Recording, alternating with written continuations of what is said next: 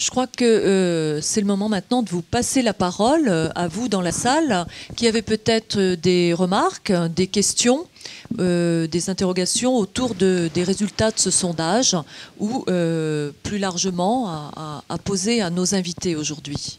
Alors profitez-en si vous avez des questions à poser à Brice Teinturier avant qu'il ne se sauve. Qui veut se lancer? Qui veut commencer? Alors, monsieur, on va vous faire passer le micro.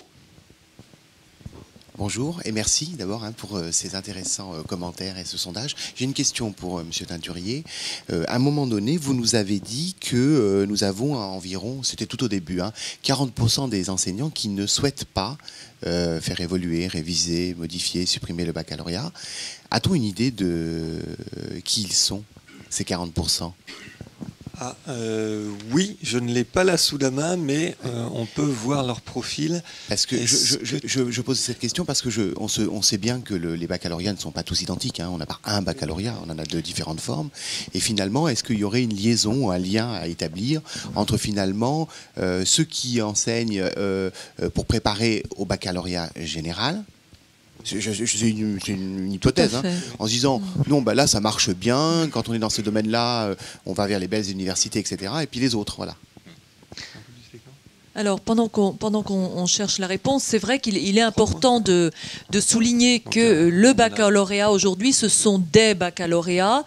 Et tout à l'heure, on parlait du clivage en fonction des catégories socio-professionnelles. C'est quand même quelque chose qui reste très net dans ce pays. Le bac S, option maths, est quand même beaucoup plus préparé par les enfants de cadre que les enfants d'ouvriers. Et les baccalauréats professionnels, eux, accueillent une majorité d'enfants d'ouvriers. Donc il y a, quand on parle globalement du bac, on parle quand même de réalités différentes qui donnent accès à des études supérieures très différentes, comme vous le disiez tout à l'heure, Éric Charbonnier. Et c'est vrai que même si on nous promet que l'accès sera désormais réservé aux bacheliers technologiques et professionnels avec des bonnes mentions dans les classes où ils seront encadrés dans le supérieur, c'est pas encore quelque chose qui est fait. La poursuite d'études dans le supérieur est quelque chose de très inégal, même si tout le monde est bachelier, on n'est pas quand même tout à fait bachelier de la même manière, même sous l'étiquette très politiquement correcte de toutes les voies sont d'égale dignité. Brice, est-ce que vous avez retrouvé quelques éléments entre-temps? Moi aussi, j'ai mes antisèches quand même. On garde quelques réflexes. D'abord, je confirme qu'il n'y a pas énormément de différence. Vous avez malgré tout des enseignants plus jeunes, les moins de 30 ans, mais il faut être prudent quand même sur les bases de répondants. Mais les moins de 30 ans sont davantage, c'est contre-intuitif, conservateurs que les plus âgés. Et vous avez effectivement, en fonction de la filière, des petites différences. Par exemple, quand on est dans la filière générale, on est 39% à dire qu'il doit rester tel qu'il est. Et quand vous êtes dans une filière, oui, mais j'en ai pas assez là quand même, dans une filière technologique, vous êtes plus nombreux encore à considérer qu'il doit rester tel qu'il est aujourd'hui. Et ce sont quand même des différences qui sont relativement ténues. Je ne suis même pas sûr que statistiquement, elles soient significatives. Mais il y a quand même, il y a quelque chose de très intéressant dans ce que vous dites là. Parce que c'est vrai que on dit le bac ne bouge pas. Qu'est-ce qui ne bouge pas? En fait, c'est le bac général dans lequel on se refuse à insérer du contrôle en cours de formation. En revanche, il y a aujourd'hui des bacs professionnels qui ont plus de 60% des épreuves et des coefficients d'évaluation qui, eux, sont en contrôle continu. Donc, ce grand immobilisme, en fait, il se focalise sur ce qui est censé représenter le bac que les catégories qui aujourd'hui ont le pouvoir et qui ont force de lobby essaient de défendre parce qu'elles ont elles-mêmes passé ce bac. Vous vouliez ajouter quelque chose? C'est plus le bac général, clairement, qui résiste entre guillemets, à l'idée de transformation. Et les plus jeunes profs, ça c'est pas très réjouissant par contre. Pourquoi? Parce que rien ne dit qu'ils n'évolueront pas au fil de leur carrière. Ça veut dire surtout qu'ils croient à ce qu'ils font. Toutes les lectures sont possibles, c'est ce qui est formidable avec un sondage bien fait, c'est merveilleux. Il y avait une autre question dans la salle. Oui, c'est totalement différent, c'est sur l'échantillonnage. J'ai été étonné de voir à peu près 600 élèves interrogés et seulement 400 parents ou 400 enseignants. Pourquoi cette différence de nombre ? Et deuxième petite question, toujours sur l'échantillon, il me semblait qu'il fallait interroger au moins 1000 personnes. Alors, est-ce que c'est faux dans ma pensée ou pas ? Est-ce que le chiffre de 1000 est le minimum qu'il faut interroger ou on peut aller en deçà, comme vous avez fait ?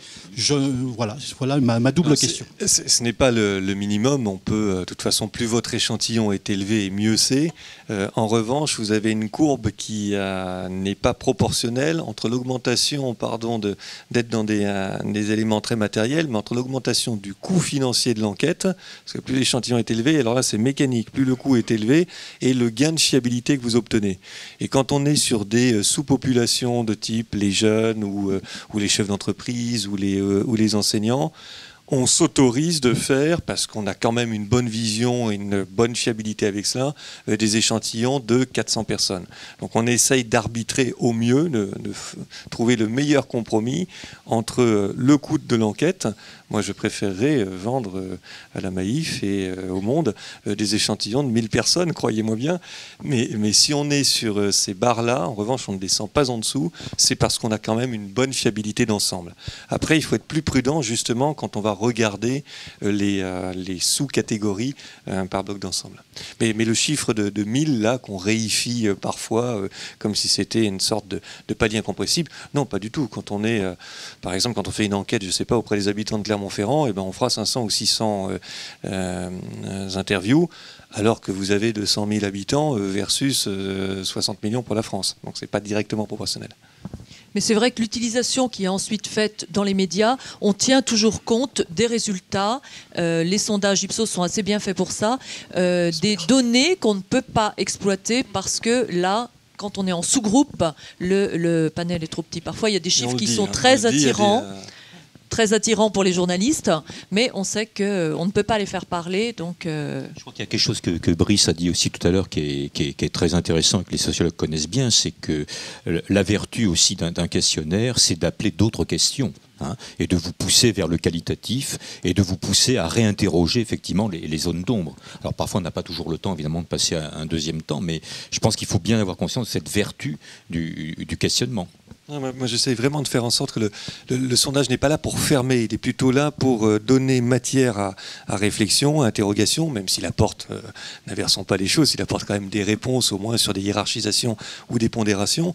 Mais il est vrai que la bonne utilisation d'un sondage, c'est plutôt de garder une capacité d'étonnement et d'aller ensuite creuser, notamment en quali, on fait beaucoup d'études qualitatives, d'aller creuser avec des entretiens semi-directifs, non directifs, un certain nombre de points qui doivent nous interroger. Donc c'est ça la vertu, je crois, d'une enquête par sondage. C'était une jolie transition pour repasser la parole à la salle, puisque justement l'intérêt c'est que vous puissiez poser vos questions. Monsieur. Oui, je vais poser une question à Monsieur Fize.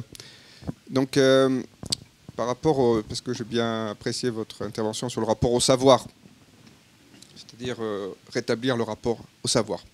Alors ma question, c'est par rapport au contrôle continu, en pensant à l'articulation entre savoir et compétence. Ça, c'est la première chose. Et la seconde chose, notamment sur le rapport à l'écrit.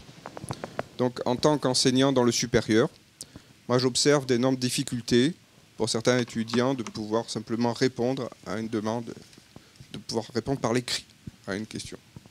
Difficulté pour pouvoir articuler une pensée. Et difficulté donc pour pouvoir articuler différents points de vue de savoir. Je l'observe et ça s'aggrave pour moi. Il me semble même que dans Le Monde, on a eu un article récemment sur l'illettrisme des cadres. J'en suis pas sûr, je suis pas sûr que c'était dans Le Monde. Donc pour moi, c'est une vraie question par rapport à l'écriture. Et je tiens à saluer l'intervention de Samuel Lepastier qui a parlé du baccalauréat comme une épreuve écrite. C'est-à-dire que c'est une des rares actuellement où on se retrouve avec une feuille de papier, un stylo, à répondre à certains domaines. Donc par rapport à la compétence, on observe aujourd'hui que dans les écoles maternelles, jusqu'à l'université, ce mot-là n'a pas été dit pendant toutes les interventions. Mais on mesure, ça je reprends un petit peu vos expressions, des choses par rapport aux compétences, y compris donc les enseignants en école maternelle, les enseignants à l'université. Et le bac reste là où on se met à un rapport au savoir. Je suis favorable à une évolution du bac et donc vraiment à l'introduction du contrôle continu par rapport à ça. Mais ma question, observant ce qui se passe à l'université, c'est-à-dire que de plus en plus, parce qu'on met des dispositifs numériques en place, qu'est-ce que l'on fait? En fait, par manque de moyens, on développe aussi des systèmes de QCM qui mesurent des compétences.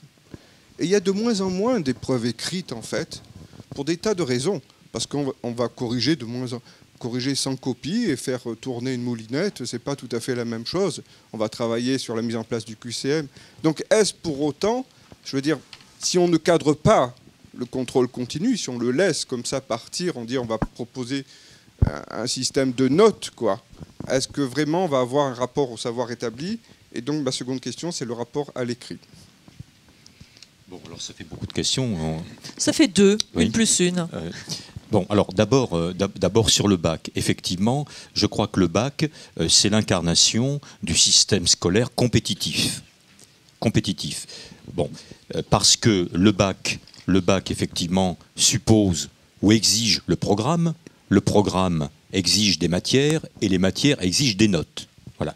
Donc si vous, effectivement, vous débarrassez du bac, vous n'avez plus l'exigence ni des matières telles qu'elles sont, ni des notations telles qu'on les connaît aujourd'hui. Parce que, bon, l'histoire des notations positives, moi, je ne sais pas ce que c'est qu'une notation positive. Bon, une notation, c'est aussi une élimination. Voilà. Alors, ce que vous dites est très intéressant, parce que ça veut dire que notre système part sur de bons rails, dans le primaire et dans l'école maternelle, c'est-à-dire il part sur le rail de la compétence pour effectivement dévier à partir du collège sur le principe des connaissances. Voilà. Et qui nous amène au bac, qui est encore fondamentalement un exercice de mémoire. Hein, un exercice effectivement de restitution de choses apprises, et d'ailleurs pas toujours comprises, parce que bon, ce qu'on se souvient du bac, c'est à peu près peut-être du moment du passage ou du moment de célébration de la victoire, mais à mon avis très peu du contenu. Hein, que se souvient-on des matières qu'on a apprises. Voilà. Alors sur la question de l'écrit, je pense qu'effectivement, et ça nous ramène d'ailleurs à la question des violences scolaires, si on veut bien admettre, là, en faisant de la psychologie de Café du Commerce, que la violence est un mode de communication, hein, par le corps, là où effectivement les mots pourraient permettre d'avoir une communication non violente, je pense qu'effectivement il est urgent, il me semble qu'il est urgent de réapprendre du vocabulaire français. Parce que je crois que les mots simplement permettent de faire des phrases, les phrases permettent de loger des idées, et les idées permettent effectivement d'inscrire la convivialité, hein, donc d'inscrire le désaccord, mais dans effectivement la paix. Alors, je crois qu'effectivement, ce qui est très très inquiétant, c'est qu'on a probablement laissé se développer de faux systèmes d'évaluation, ou qu'on a laissé passer effectivement des gens que l'on retrouve à l'université, ne sachant pas écrire. Effectivement, les profs d'université vous disent régulièrement que c'est plein de fautes, des fautes de grammaire. Voilà. Alors là, on revient aussi à Internet, qui quelque part est du faux écrit. En fait, c'est du langage parlé, hein, très court. Plus c'est bref et plus effectivement la communication. Alors, je pense pas qu'effectivement, alors pour le coup, c'est les limites du numérique. Je pense pas que le numérique peut remplacer ces apprentissages de la langue française, qui est quand même la langue de la vie sociale. Est-ce que je peux juste, avant, Bien sûr. parce que comme il faudra que je file, abandonner ma casquette de sondeur et prendre juste un tout petit peu celle d'enseignant aussi, tellement je partage ce que vous venez de dire. Et il y a deux questions, je crois, qui sont radicalement différentes. Il y a la question de l'évaluation et puis la question de l'écrit. Et ce que je constate aussi en tant qu'enseignant du supérieur, c'est que je fais faire des travaux d'exposé comme beaucoup de personnes. Donc à l'oral, on s'en tire toujours. Et je tiens absolument à avoir, non pas une évaluation, mais un exercice écrit de quelque chose de puissamment ringard, qui est la dissertation. Et c'est vraiment le moment où je crois qu'on peut voir si une pensée se structure, si elle se structure dans une cohérence avec des mots, etc. Et c'est fondamentalement inquiétant ce que je vois, moi, progressivement. Donc il y a une culture de plus en plus axée sur l'oralité. En entreprise, puisque j'ai aussi une casquette, là, pour le coup, d'entreprise, ben, j'ai envie de dire ça passe, mais ça passe à peine. C'est-à-dire qu'effectivement, il peut y avoir une aisance orale, verbale, dans le maniement des outils, ensuite, les PowerPoint et tout ce que vous voulez. En plus, comme vous avez 50 ans et plus comme moi, vous êtes un peu largué sur ces outils-là, donc l'aisance de ces élèves est tout à fait fascinante et il y a des rapports de force qui s'instaurent, mais en même temps, dans la structuration d'un raisonnement, on mesure, je crois tous, le fait que moins d'écrit conduit progressivement à une précision dans les termes utilisés, et du coup, moi j'ai le sentiment, dans l'articulation d'une pensée, dans la réalité d'une pensée argumentée, de moins en moins importante. Et vous le repayez après en entreprise, parce que c'est très bien d'avoir des PowerPoint, enfin, à un moment donné, il faut quand même arriver à articuler un certain nombre de choses. Je pense qu'il y a deux sujets vraiment distincts, évaluation et rapport à l'écrit. Non, mais je rajoute une chose, c'est pas seulement l'écrit qui est en danger, c'est l'oral qui est en danger.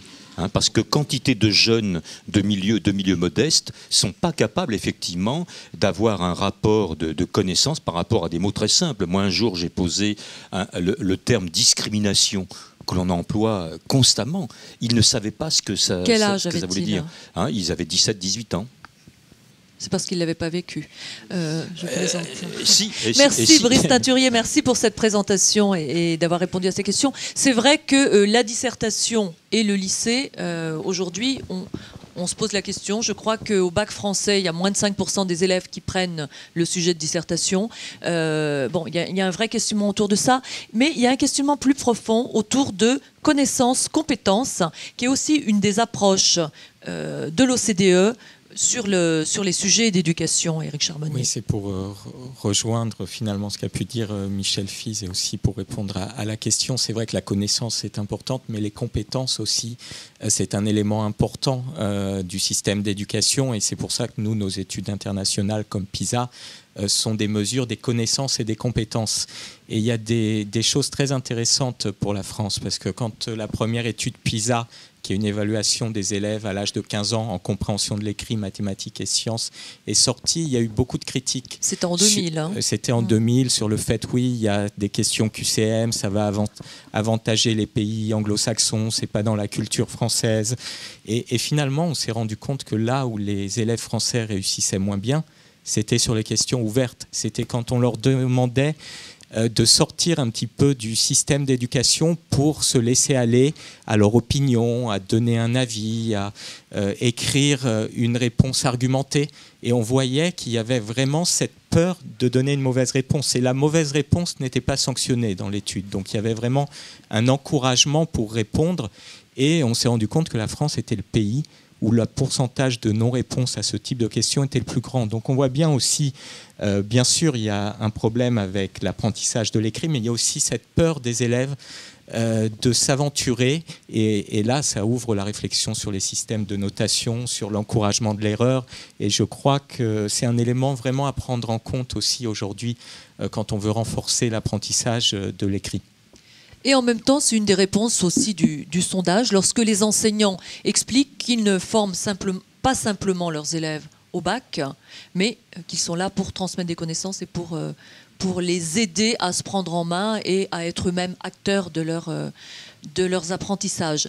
Est-ce qu'il y a d'autres questions dans la salle, monsieur? Alors, avec un micro.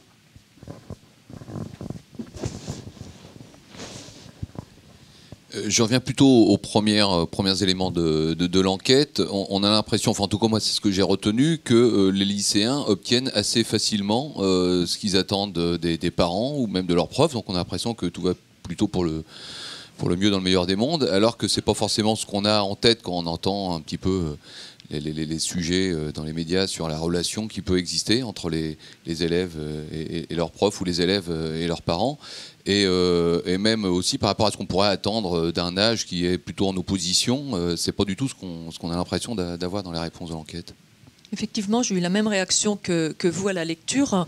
Peut-être que ça évoque des choses assez profondes, Samuel Le Pastier, sur cette cohésion et cette non-rébellion, en somme, le fait que ces adolescents soient capables de reconnaître que leurs enseignants les forment bien au bac et que leurs parents les aident. Comment lisez-vous cela ? Alors, dans mon expérience clinique, plus on avance dans l'année scolaire, plus les élèves écoutent les enseignants. J'imagine que si on avait fait le sondage au mois de septembre ou d'octobre, les résultats auraient été différents. C'est que probablement au début, l'enseignant est vécu comme quelqu'un de contraignant, et un vocabulaire à lui, n'ayant pas forcément les mêmes centres d'intérêt que le jeune adolescent. Et puis progressivement, quand c'est de la philo, n'en parlons pas, et puis progressivement, quand on se rapproche de l'épreuve, on a besoin de s'appuyer sur l'enseignant pour la surmonter. Et on retrouve ce que je disais tout à l'heure, à savoir qu'il est nécessaire d'avoir une bonne relation avec l'enseignant pour le prendre comme modèle d'identification, pour pouvoir approprier son savoir, éventuellement ensuite l'abandonner et le dépasser. S'il n'y a pas de bonne relation avec l'enseignant, s'il n'y a pas de bonne relation d'une certaine façon avec les parents, à ce moment-là, le passage du baccalauréat devient très problématique. Et indépendamment d'ailleurs des facteurs sociaux. Il est évident, par exemple, que certains enfants dont les parents n'ont pas le baccalauréat, dans les milieux modestes, ont beaucoup de mal, même s'ils en ont les compétences, à réussir l'épreuve parce qu'ils se sentent coupables de dépasser le niveau de leurs parents. Et on voit très bien à ce moment-là, sur le plan clinique, que, alors que jusque-là ça marchait plutôt bien, à mesure qu'ils se rapprochent de l'épreuve, ils ont des conduites d'échec, ils oublient ce qu'ils savent, comme par hasard, ils n'ont pas appris le bon sujet, et donc ils se mettent en position d'échouer, faute d'assumer effectivement une rivalité avec des parents. Ils préfèrent se limiter. C'est vrai ce que vous avez dit sur le fait de se sous-estimer pour ne pas dépasser les camarades, mais c'est encore plus vrai de certains qui sous-estiment pour ne pas dépasser les parents. C'est sans doute aussi vrai de certaines filles qui sous-estiment en mathématiques pour ne pas accéder à un domaine traditionnellement réservé aux garçons. Et tous ces facteurs contribuent d'ailleurs à une certaine pesanteur sociologique. À l'inverse, d'ailleurs, on a parlé des baccalauréats très différents, tous les hommes politiques ont souhaité transformer les diplômes professionnels en baccalauréat pour satisfaire les familles, pour valoriser les études, et il faut souhaiter maintenant qu'avec le temps, effectivement, tous les baccalauréats se vaudront, ce qui n'est pas encore le cas maintenant. Bien. Et d'un point de vue sociologique, je redis ce que je disais tout à l'heure. Bon, je crois que dans certaines de ces réponses, il y a un discours de réassurance qui passe par un affichage de cohésion. Bon, surtout que la famille doit absolument apparaître comme un rempart contre les difficultés du dehors, et Dieu sait si elles sont grandes. Donc là, il y a effectivement le besoin de se resserrer les uns les autres pour effectivement être dans ce confort familial par rapport à l'inconfort social. La deuxième chose, je crois, mais là ça nous ramènerait peut-être à des mécanismes psychosociaux, je pense que l'homme, et d'abord le jeune homme, a à la fois un besoin d'originalité et un besoin de conformité. Voilà. Et je pense que par rapport au bac, il y a à un moment donné l'idée, je pense qu'on épouse le jeu social qu'on vous demande. Voilà. Donc on se place dans une conformité qui est également rassurante par rapport à l'objectif que l'on cherche à atteindre. Est-ce qu'il reste des questions auxquelles nous n'aurions pas répondu ? Monsieur, alors, un micro derrière vous. C'est une question à propos ça fonctionne à propos du temps. Vous avez dit que c'était un rite de passage entre l'adolescence et le monde adulte, etc., etc. Alors, le nombre d'années d'études, il varie très peu depuis longtemps, c'est-à-dire qu'il y a toujours le collège. Or, la société a quand même bougé. À la fois de la loi qui a baissé de 21 ans à 18 ans, les générations actuelles n'ont pas du tout la même psychologie qu'il y a 15 ou 20 ans. Est-ce que ça a une influence ? Est-ce qu'il ne faudrait pas ? Est-ce qu'il serait possible d'envisager ? En ce moment, on est en train de dire que l'adolescence se prolonge, c'est-à-dire que les enfants restent de plus en plus longtemps chez eux, etc. Est-ce qu'une révision du bac, ça ne serait pas aussi de réfléchir à cette évolution de la société ? Je pense que les séquences de séparation de statut ont changé avec le temps. Alors, moi, personnellement, autant je considère que le permis de conduire a une valeur forte pour celui qui le passe, autant je ne partage pas l'idée du bac rite de passage. D'abord parce que c'est ne pas se souvenir que dans les sociétés dites primitives, les rituels en question étaient d'abord des rituels collectifs, qui saisissaient une génération entière d'initiés qui effectivement étaient basculés dans le monde adulte, leur permettant d'accéder à des responsabilités. Voilà. Mais donc, il n'y avait que des élus. Dans un rite de passage, il n'y a que des élus. Voilà. C'est pas le cas du bac. C'est pas le cas du bac. Voilà. Donc le bac, ça reste une épreuve quand même fondamentalement individuelle. Je dirais que la seule chose que le bac partage peut-être avec les rites collectifs de passage, c'est le côté douleur. Il faut quand même préciser, Michel Fils, voilà, que 85% sont reçus au bac. 85% de ceux qui le passent. Effectivement. 90% s'ils le passent deux fois. Peut-être quand on sera à 100%, on pourra peut-être parler de rite de passage. Voilà, mais je pense qu'effectivement, je crois que les mots sont importants, parce que sinon, effectivement, on peut faire dire aux mots tout et n'importe quoi. Bon, qu'on puisse à la limite encore dire que c'est un événement, un marqueur social important, oui. Mais rite de passage, je ne crois pas qu'on puisse dire les choses de cette manière. Ah, votre voisin de gauche n'est pas d'accord. Est-ce que je peux ne pas être d'accord ? Évidemment. Bien. Nous sommes, en fait, dans l'ensemble, nous disons des choses extrêmement proches, nous en tirons des conclusions différentes. En ce qui concerne le baccalauréat, je crois que c'est un rite de passage, précisément parce qu'au XIXe siècle, c'était un brevet d'accès à la bourgeoisie. Dans un des romans d'Anatole France, je crois que c'est le livre de mon ami, il raconte qu'il a reçu la visite d'un fonctionnaire important. Son père a dit: on va en faire un bachelier. Il a répondu qu'il y avait déjà trop de bacheliers à l'époque, alors qu'il y avait quelques milliers. Les administrations ne pourraient pas accueillir tous ces bacheliers. Aujourd'hui, effectivement, vous dites qu'il y a trop de bacheliers par rapport au travail. Je crois que c'est la même idée. C'est un rite de passage parce que dans le rite de passage et peuple sans écriture, il y a un marquage du corps. Le rite de passage consiste à actualiser un mythe, et en particulier le souvenir de ce mythe, et c'est marqué par les traces corporelles. À partir du moment où l'écrit est apparu, les traces corporelles ont disparu et ont été marquées par des écrits qui gardent le souvenir de l'événement. Et je pense qu'en effet, le baccalauréat est l'actualisation d'un mythe collectif. On n'en a pas beaucoup. Je pense en plus que c'est un rite d'intégration extrêmement important compte tenu de la diversité des sources d'origine des Français d'aujourd'hui. Ça crée une identité commune, ça crée, et on voit bien l'intérêt qu'on y passe. Et le fait justement que des examens professionnels aient transformés en baccalauréat montre également qu'on y tient. Et effectivement, la majorité accède au baccalauréat, plus ou moins bien. Et j'ajouterais aussi que, bien qu'il y ait une place de l'écrit, il y a quand même un oral de rattrapage, il y a déjà des épreuves anticipées, il y a le livret scolaire qui est une évaluation continue, non pas quantitative mais qualitative. Donc tous les éléments de transformation, en réalité, sont déjà là. Mais il faut que dans la représentation collective culturelle, ce soit une épreuve terrible, que ce soit un examen auquel on se prépare ou on ne se prépare pas, avec une sanction parfois injuste. Mais la réalité du baccalauréat est différente des représentations qu'on en a. Est-ce que vous voulez ajouter quelque chose, Éric Oui, Charbonnier ? je serais beaucoup plus terre à terre, malheureusement. mais c'est vrai que le baccalauréat, c'est une forme de rite, mais il y a des épreuves aussi avant ce baccalauréat. Il ne faut pas oublier qu'à l'âge de 15 ans, vous avez 40% des élèves qui ont redoublé au moins une fois. Si on regarde ceux qui passent le baccalauréat, on monte à plus de 50% d'élèves qui ont redoublé. Donc des épreuves, ils en ont vécu avec le système d'éducation avant le baccalauréat. Mais ce qu'on peut constater, c'est qu'en général, l'âge du baccalauréat ou les équivalents dans les autres pays du monde, c'est à peu près le même âge. Il y a eu des évolutions de société où on peut le mesurer dans la scolarisation dans les écoles maternelles, qui a beaucoup augmenté sur ces 20 dernières années. Mais au niveau de l'âge du baccalauréat, c'est autour de 18 ans dans tous les pays, à part les pays nordiques où c'est une année plus tard.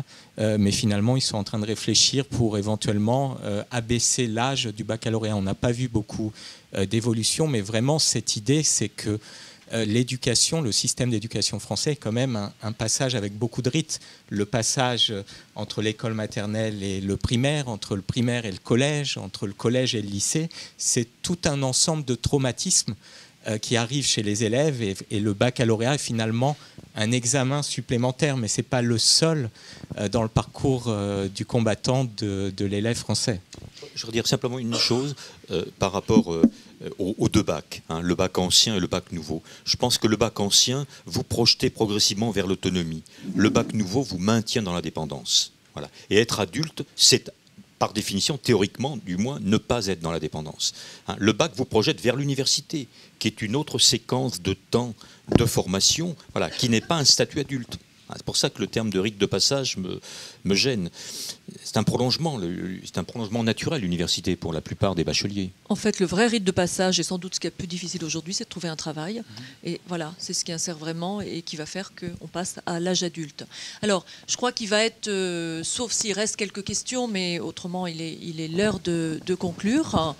Je ne ferai pas de résumé général de cette étude qui est vraiment riche et qui, je crois, nous a montré qu'on pouvait la questionner sous de multiples façons. Vous pouvez la retrouver sur le site du monde.fr, vous pouvez la retrouver sur le site de la Maïf.